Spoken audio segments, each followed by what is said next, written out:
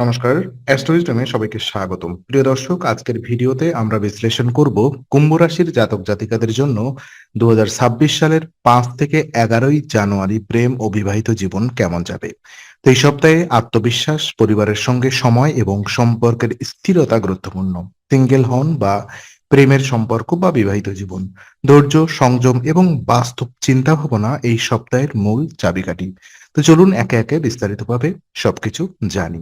প্রথমত সিঙ্গেলদের প্রেম জীবন পর্যালোচনায় আমরা দেখা যায় যে আত্মবিশ্বাস বৃদ্ধি পাবে, যা নতুন পরিচয় বা সম্ভাব্য যোগাযোগের ক্ষেত্রে সহায়ক হবে। আপনার চারপাশে কেউ আকর্ষণীয়ভাবে উপস্থিত হতে পারে, তবে এই সময় নিজের সাফল্য নিয়ে অতিরিক্ত আত্মকেন্দ্রিক হওয়া সম্পর্কের ক্ষেত্রে নেতিবাচক প্রভাব ফেলতে পারে।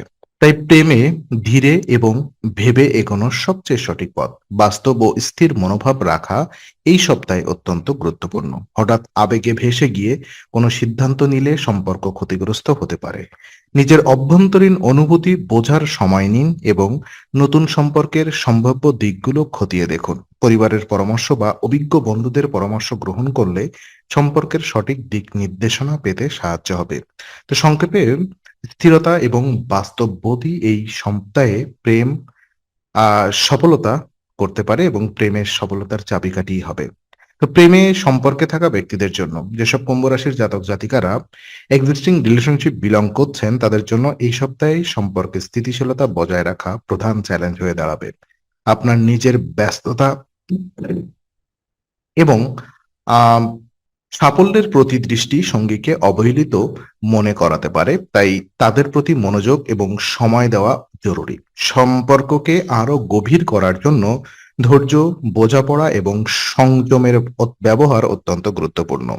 সাফল্যের অহংকার এড়িয়ে চলা বিশেষভাবে জরুরি। যদি আপনি নিজের অর্জন নিয়ে অহংকার দেখান বা তাড়াহুড়া করে সম্পর্কের গুরুত্বপূর্ণ বিষয় সিদ্ধান্ত নেন, তা ভুল বোঝাবুঝি ও দ্বন্দ্বের কারণ হতে পারে।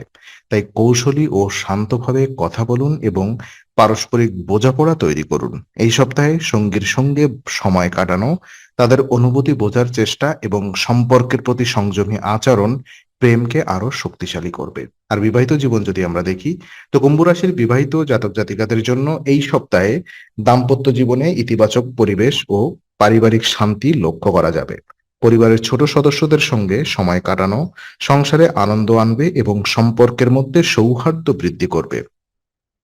জীবনসঙ্গীর সহযোগিতা পেলে দাম্পত্য জীবনে স্থিতিশীলতা ও সুখ বজায় থাকবে।